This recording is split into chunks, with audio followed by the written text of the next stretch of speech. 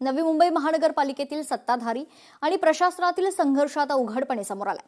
भरती परीक्षा घ्यायची की नाही यावरून महासभा आणि प्रशासन आमने सामने आलेत। एका बाजूला स्थानिकांना प्राधान्य देण्याची भूमिका आहे तर दुसऱ्या बाजूला हजारो परीक्षार्थ्यांचं नुकसान टाळण्याची प्रशासनाची भूमिका। पाहूयात यावरच एक स्पेशल रिपोर्ट।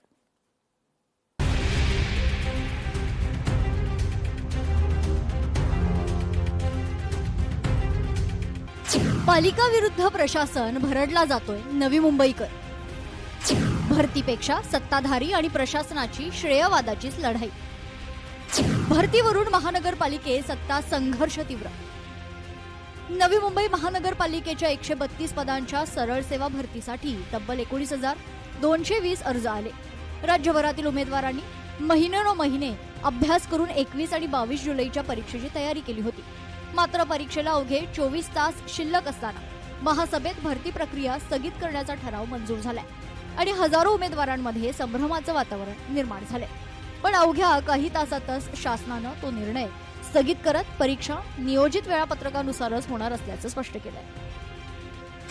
भरतीची आकडेवारी 132 पदांची भरती, 19,220 अर्ज, 6 शहरांमध्ये परीक्षा, 13 परीक्षा केंद्र, TCS ION मार्फत ऑनलाईन परीक्षा। स्थानिक भूमिपुत्र आणि प्रकल्पग्रस्त युवकांना नोकऱ्यांमध्ये प्राधान्य मिळालेच पाहिजे। त्यासाठी नवीन भरती नियमावली तयार होईपर्यंत परीक्षा घेऊ नये अशी मागणी महासभेत करण्यात आली आणि ठराव मंजूर करण्यात आला। मात्र दुसरीकडे प्रशासनानं हजारो विद्यार्थ्यांचंच होणारं नुकसान, परीक्षेची संपूर्ण तयारी आणि न्यायालयीन गुंतागुंत लक्षात घेत परीक्षा वेळापत्रकानुसारच घेण्याचा निर्णय कायम ठेवलाय। या प्रकरणावर नवी मुंबई महानगरपालिकेची नोकर भरती आणि परीक्षा महाराष्ट्रभर हे कुठेतरी अन्यायकारक आहे नवी मुंबईकरांसाठी। त्यामुळे स्थानिकांना नवी मुंबईकरांना प्राधान्य दिलं पाहिजे असं मत सभागृह नेते सागर नाईक यांनी व्यक्त केलंय। महापालिकेची नोकर भरती आणि परीक्षा जिल्हा महाराष्ट्रभर हे कुठेतरी अन्यायकारक आमच्या लोकांवरती आहे। आज या ठिकाणी संधी आमच्या लोकांना त्या ठिकाणी भेटली पाहिजे। कोणा नोकरी त्या ठिकाणी हवी असेल तर नवी मुंबईत येऊन नोकरी एक्झाम वगैरे देईल, पण आपण स्वतःहून त्या ठिकाणी परीक्षा घेण्यासाठी पूर्ण जिल्हाभर फिरतोय तर हे काय उचित त्या ठिकाणी नाही। आमच्या नवी मुंबईच्या लोकांचं इंटरेस्ट त्या ठिकाणी साध्य केला नाही तर त्या ठिकाणी आम्ही सभागृहात येऊन काय फायदा। नोकरीवरती सर्वप्रथम अधिकार हा नवी मुंबईत राहणाऱ्या लोकांचा असला पाहिजे अशा प्रकारचं मत आमचं आहे। महासभेचा निर्णय झाल्यानंतर अवघ्या काही तासातच शासनानं हस्तक्षेप करत तो निर्णय स्थगित केला। त्यामुळे प्रशासनानं परीक्षा नियोजित वेळेनुसारच होणार असल्याचं जाहीर केलंय। या निर्णयावरून आता आरोप प्रत्यारोपांच्या फैली झडू लागल्या।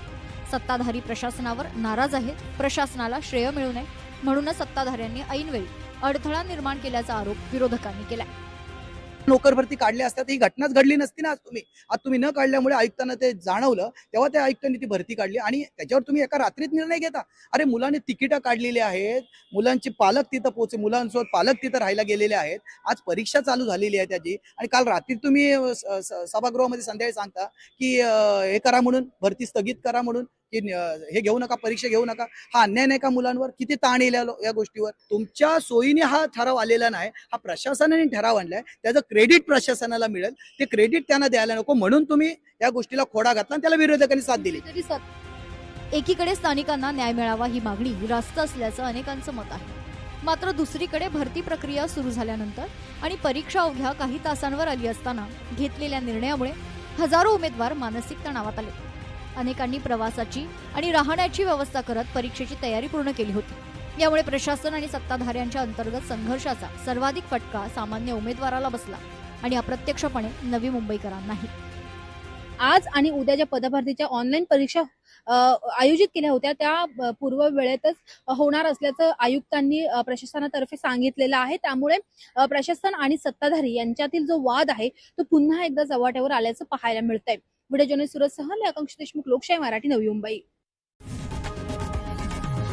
लोकशाही मराठी ऐका, पहा, जागरूक रहा।